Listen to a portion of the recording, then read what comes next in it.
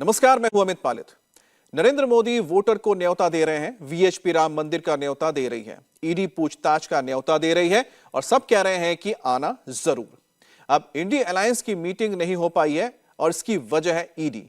अब INDI alliance के नेता डर रहे हैं, क्या इसकी वजह ईडी है? मोदी विरोधियों की अगली मीटिंग की तारीख है, क्या इसकी वजह भी ईडी है? और मोदी विरोधी पार्टियों से कुछ भी पूछिए, जवाब मिलता है ईडी। ईडी ने केजरीवाल को बुलाया है, ईडी ने हेमंत सोरेन को भी बुलाया है, अब ईडी ने तेजस्वी यादव को भी बुलाया है और ईडी ने ममता बनर्जी की पार्टी तक भी मैसेज भिजवाया है। जो ईडी से बच गए हैं वो सीबीआई के रडार पर हैं। सोनिया गांधी के परिवार का नाम भी चार्जशीट में आ गया है। नए साल में मोदी विरोधी ईडी सीबीआई से बचने का रास्ता तलाश रहे हैं। मोदी क्या कर रहे हैं? लोकसभा की कितनी सीटों पर मोदी ने वोटर्स से बात कर ली है? इधर ईडी है, उधर मोदी अपने आप को इलेक्शन के लिए रेडी कर रहे हैं। कैसे? इस रिपोर्ट से समझिए। –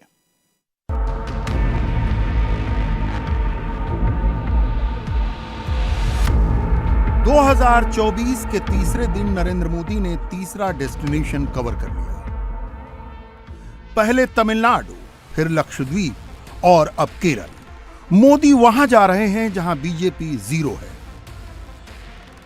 विरोधी कहते हैं कि साउथ में मोदी 24 में भी जीरो ही रहेंगे। मोदी ने कुछ अलग सोच रखा है। प्रधानमंत्री यूं ही दौरे नहीं कर रहे, वो तमिलनाडु और केरल का रास्ता नाप कर नहीं आ रहे। मोदी हर चुनाव से पहले मॉड्यूल बनाते हैं। प्रधानमंत्री जहां कहीं भी जाते हैं पूरा असेसमेंट करके लौटते हैं। केरल के त्रिशूर में मोदी ने स्त्री शक्ति समागम किया। इसमें पुरुष नहीं बुलाए गए, सिर्फ महिलाएं बुलाई गईं। मोदी और केरल की इन महिलाओं के बीच लैंग्वेज का बैरियर है, फिर भी यहां 2 लाख से ज्यादा महिलाएं प्रधानमंत्री को सुनने चली आईं।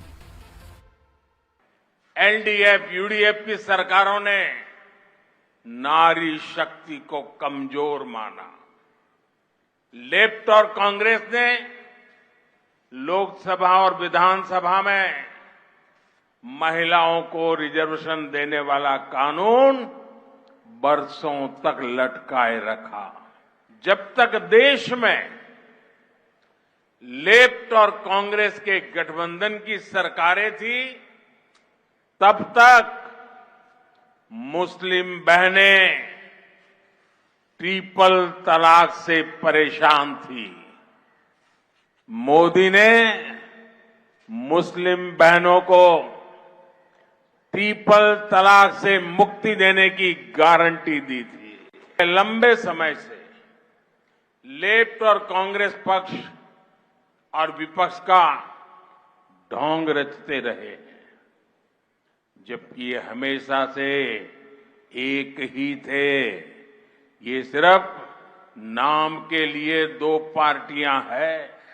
अब इंडी गठबंधन बनाकर इन्होंने घोषणा कर दी कि इनकी विचारधारा और इनकी नीतियों में कोई अंतर नहीं है।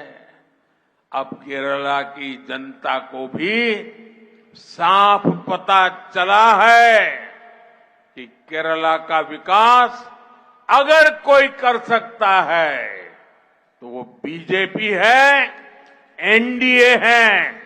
लेफ्ट कांग्रेस गठबंधन यानी इंडी अलायंस को केरला में भी बीजेपी ही हराएगी। मोदी ने लाइन सीधी रखी। प्रधानमंत्री ने ना हिंदुत्व की लाइन छोड़ी, न सनातन की लाइन छोड़ी, न ही विरोधियों पर करारा प्रहार करने में कोई कसर छोड़ी। यहां से नरेंद्र मोदी 3 दिन के लिए राजस्थान जाने वाले हैं, फिर प्रधानमंत्री का गुजरात दौरा होगा। मोदी के मॉड्यूल को समझिए। मोदी ने पहले 0 स्ट्राइक रेट वाले स्टेट पकड़े, फिर उन राज्यों को चुना जहां बीजेपी का स्ट्राइक रेट 100% है। मोदी 0 से 100% की तरफ बढ़ रहे हैं। मोदी विरोधी खेमे का हाल यह है कि वहां गिरफ्तारी के डर से मीटिंग्स पर मीटिंग्स हो जाती हैं। चीफ मिनिस्टर चेंज करने पर डिस्कशन हो जाता है, लेकिन सीट शेयरिंग और नेता चुनने के लिए एक जूम कॉल मीटिंग तक नहीं हो पाती। मोदी विरोधी मोर्चे के अंदर दिल्ली में सीटों का पेच फंसा है, पंजाब में सीटों का पेच फंसा है, अब तो बिहार और झारखंड भी फंस गया है। रांची में हेमंत सोरेन की मीटिंग की इनसाइड स्टोरी आगे बताते हैं। पहले बात उस जूम कॉल की जो हो नहीं पाई। पहले खबर आई थी कि नीतीश कुमार की नाराजगी दूर करने के लिए इंडिया अलायंस के लीडर 3 जनवरी को एक वर्चुअल कॉल मीटिंग कर सकते हैं, जिसमें नीतीश कुमार को कोई बड़ी जिम्मेदारी दी जा सकती है। नीतीश खुश थे कि उनको अलायंस का कोऑर्डिनेटर बनाया जाएगा। लालू तेजस्वी की पार्टी भी खुश थी कि नीतीश पटना से दिल्ली शिफ्ट होंगे तो तेजस्वी के लिए मुख्यमंत्री की कुर्सी खाली होगी। देखिए, एक बात समझिए, मुख्यमंत्री जी जो है सबसे अनुभवी है ना। अगर ऐसा कोई प्रस्ताव है तो अच्छा ही है बिहार के लिए। तो हम लोग तो मकसद है कि मिल करके बीजेपी को जो है हराए।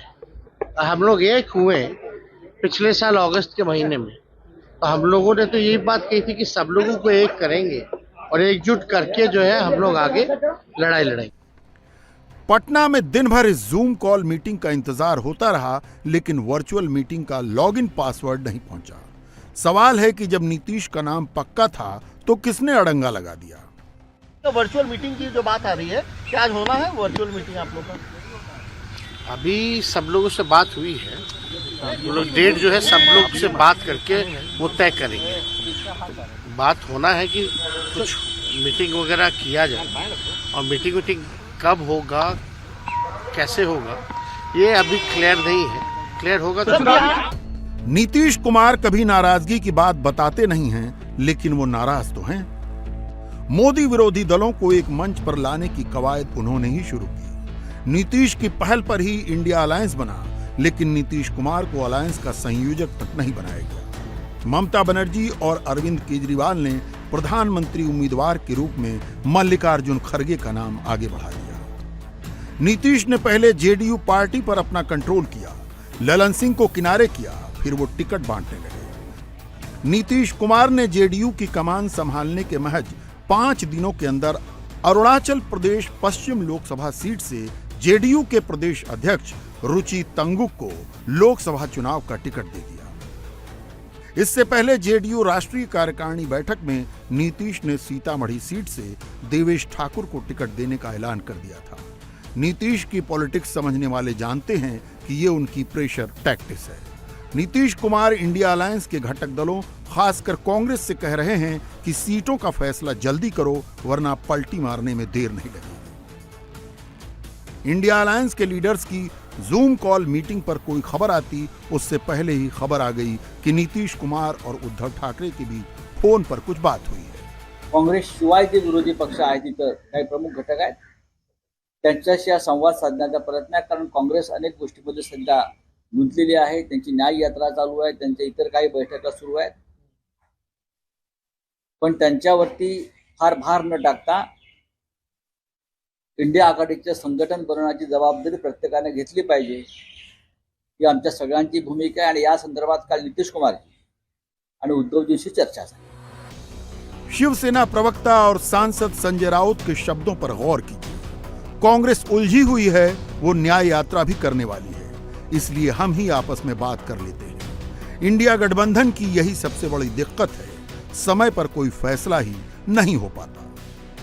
दिल्ली वाली जूम कॉल मीटिंग नहीं हुई, लेकिन रांची में एक मीटिंग जरूर हुई। ईडी के साथ साथ समन को कचरे के डिब्बे में फेंक चुके मुख्यमंत्री हेमंत सोरेन को अब गिरफ्तारी का डर सता रहा है। रांची में ईडी का ताबड़तोड़ एक्शन चल रहा है। हेमंत सोरेन के करीबियों पर शिकंजा कस रहा है। सुबह सुबह हेमंत सोरेन के प्रेस सलाहकार अभिषेक प्रसाद और पिंटू के ठिकानों पर ईडी ने छापा मारा और शाम को मुख्यमंत्री की मीटिंग हुई। कुछ नहीं होगा गिरफ्तारी, हेमंत सोरेन मुख्यमंत्री रहेंगे। कोई नहीं, हेमंत सोरेन मुख्यमंत्री रहेंगे। सरकार चलेगी, पूरा कार्य जो है पूरा काल अपना जो ये है कार्यकाल पूरा करेगी, इसमें कोई संशय नहीं है, और हेमंत सोरेन मुख्यमंत्री बने रहेंगे। भाई बैठक में 43 विधायक थे। 43 विधायकों में बातें यही आई कि हेमंत जी आज भी मुख्यमंत्री हैं, आगे भी मुख्यमंत्री रहेंगे। 25 साल तक मुख्यमंत्री, 25 साल तक मुख्यमंत्री हेमंत जी बने रहेंगे। भाभी जी सेफ है, हम लोग भाभी जी हम लोग को खाना खिलाएंगे, भाभी जी हम लोग खाना खिलाएंगे। हेमंत सोरेन ने इस बैठक में अपनी पार्टी जेएमएम के अलावा सहयोगी दलों कांग्रेस और आरजेडी के विधायकों को भी बुलाया। सोरेन की बैठक की स्क्रिप्ट पहले ही लिखी जा चुकी थी। विधायकों ने पार्टी लाइन के हिसाब से बातें कहीं। सोरेन अभी इस्तीफा नहीं देंगे। जेएमएम, कांग्रेस और आरजेडी विधायकों के 43 विधायकों ने जो कहा उसका सार यह है कि ईडी बीजेपी के इशारे पर विपक्ष को तंग कर रहा है। ईडी विपक्षी एकता को तोड़ने के लिए छापे मार रहा है। ईडी विपक्ष के बारे में नेगेटिव नैरेटिव बना रहा है और ईडी बीजेपी नेताओं के खिलाफ कोई कार्रवाई नहीं करती। निर्णय यही हुआ कि किसी को डरने की जरूरत नहीं है। जैसे सरकार चल रही थी वैसे ही चलेगी। सभी ने माननीय मुख्यमंत्री जी के बारे में कहा कि आप हमारे नेता थे, अभी हैं और आगे भी रहेंगे। 2024 में भी आप ही नेता रहेंगे और हम लोग साथ में मिलकर काम करेंगे। हेमंत सोरेन पर आरोप है कि उन्होंने अवैध रूप से खनन पट्टा हासिल किया। सोरेन ने पद का दुरुपयोग किया। सीएम के पास खनन पर्यावरण मंत्रालय था। 2021 में सोरेन को लगभग 1 एकड़ खदान का पट्टा मिला। 2022 में हंगामा होने पर जमीन वापस की। रांची से लेकर दिल्ली तक ये चर्चा गर्म है कि हेमंत सोरेन झारखंड में लालू यादव का बिहार मॉडल लागू कर सकते हैं। अगर ईडी ने हेमंत सोरेन को गिरफ्तार किया तो हेमंत सोरेन अपनी पत्नी कल्पना सोरेन को मुख्यमंत्री की गद्दी पर बिठा देंगे।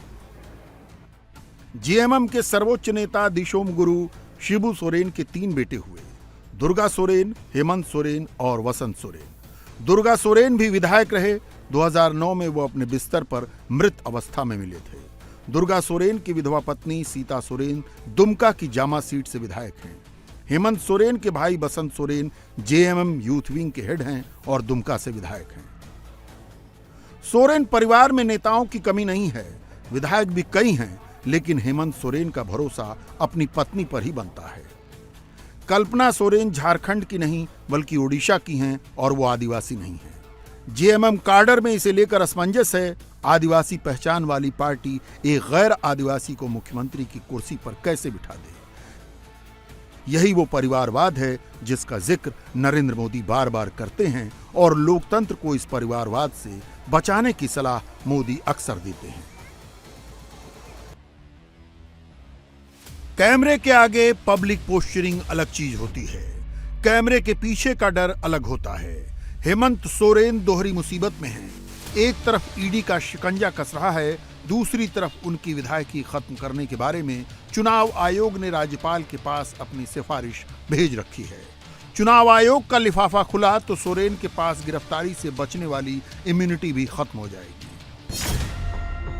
बैकअप प्लान के तहत ही गांडेय विधानसभा सीट से जेएमएम के विधायक सरफराज अहमद का इस्तीफा दिलाया गया ताकि अगर हेमंत सोरेन की गिरफ्तारी होने पर कल्पना सोरेन वहां से चुनाव लड़ सके।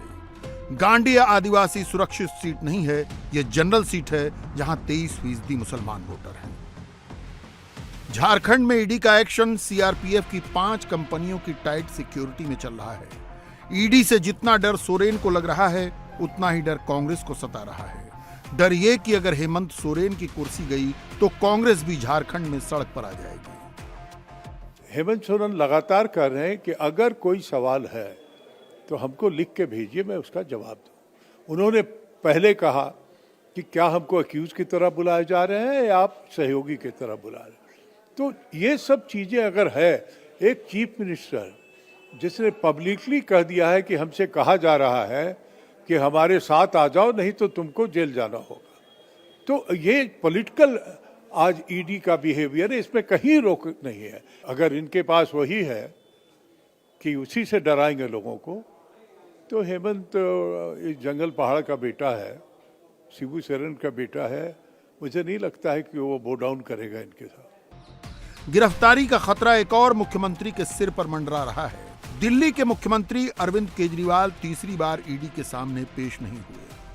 आम आदमी पार्टी के पूर्व डिप्टी सीएम मनीष सिसोदिया 11 महीने से जेल में हैं। आम आदमी पार्टी के राज्यसभा सांसद संजय सिंह 3 महीने से जेल में हैं। अब ईडी केजरीवाल को पूछताछ के लिए बुला रही है। केजरीवाल को ईडी का पहला समन 2 नवंबर को मिला। केजरीवाल पेश नहीं हुए। उन्होंने चुनाव प्रचार का बहाना बनाया। ईडी का दूसरा समन 21 दिसंबर को मिला। केजरीवाल फिर पेश नहीं हुए। उन्होंने विपश्यना शिविर में जाने का बहाना बनाया। केजरीवाल को ईडी का तीसरा समन 3 जनवरी को मिला। केजरीवाल ने चिट्ठी लिखकर जवाब भिजवा दिया, तीसरी बार भी पेश नहीं हुए। आम आदमी पार्टी का कहना है कि ईडी का नोटिस गैर कानूनी है। ईडी केजरीवाल को गिरफ्तार करना चाहती है और केजरीवाल को चुनाव प्रचार से रोकने के लिए सारा खेल किया जा रहा है। अरविंद केजरीवाल जी ने जो चिट्ठियां ईडी को लिखी हैं, उसमें बार बार कहा है कि सबसे पहले आप हमें ये बताइए आप हमें किस तौर पे बुला रहे हैं। अभी तक ईडी का कोई जवाब नहीं आया। दूसरी बात, उन्होंने ईडी को ये स्पष्ट तौर पे कहा है कि अगर आपके कोई भी सवाल हैं तो आप वो सवाल एक क्वेश्चनायर के फॉर्म में हमें भेज दीजिए, हम आपके सारे सवालों का जवाब दे देंगे। लेकिन आज तक ईडी ने एक भी क्वेश्चनायर अरविंद केजरीवाल जी को नहीं भेजा है। तो इसलिए ये बिल्कुल साफ है कि जो ईडी ये समन भेज रही है वो ना सिर्फ गैर कानूनी है, वो 100% राजनीति से प्रेरित है और विपक्ष को खत्म करने की एक साजिश है। ये जो अरविंद केजरीवाल जी को गिरफ्तार करने की साजिश है, ये सिर्फ और सिर्फ आने वाले लोकसभा चुनाव की वजह से है। सवाल है कि ईडी के सामने ऑप्शंस क्या हैं। पहला ऑप्शन घर जाकर पूछताछ करने का, दूसरा ऑप्शन वारंट निकालने का और तीसरा ऑप्शन गिरफ्तारी का है। लोकसभा चुनाव से ठीक पहले विपक्षी पार्टियों के मुख्यमंत्रियों की गिरफ्तारी से सही मैसेज नहीं जाएगा। दूसरे शब्दों में कहें तो ये पॉलिटिकली इनकरेक्ट डिसीजन होगा। सही बात है, ऐसा होगा। मोदी विरोधियों के पास नेगेटिव नैरेटिव क्रिएट करने का पूरा मौका होगा। लेकिन नरेंद्र मोदी सरकार के कामकाज के तरीके को गौर से देखने पर पता चलता है कि मोदी सरकार ऐसे फैसले लेने से डरती नहीं है। जांच एजेंसियों को फ्री हैंड दिया गया है, इसीलिए तो ताबड़तोड़ एक्शन होता है। हेमंत सोरेन की जेएमएम इंडिया अलायंस का घटक दल है। केजरीवाल की आम आदमी पार्टी भी इंडिया अलायंस में है, लेकिन दोनों नेताओं के बारे में कांग्रेस का अप्रोच बिल्कुल अलग है। कांग्रेस झारखंड में हेमंत सोरेन का पूरा साथ दे रही है, दिल्ली और पंजाब में केजरीवाल का विरोध कर रही है। मैं कह रहा हूं हम करप्शन के खिलाफ हैं और तुम करप्ट हो ठोके। ये 2.5-3 महीने पॉलिसी रही और 2.5-3 महीने में इस पॉलिसी को विथड्रॉ करना पड़ा। जब ये पॉलिसी विथड्रॉ होती है तो उसी से साफ हो जाता है कि दाल में काला। इससे क्या समझ में आता है? सिंपल सी स्टोरी यह है कि मोदी से लड़ने के लिए एक अलायंस बन तो गया, लेकिन वो अलायंस बस नाम का है। सीट शेयरिंग बहुत दूर की कौड़ी है। कागज पर सीटों का ट्रांसफर हो भी गया तो वोटों का ट्रांसफर मुमकिन नहीं दिखता।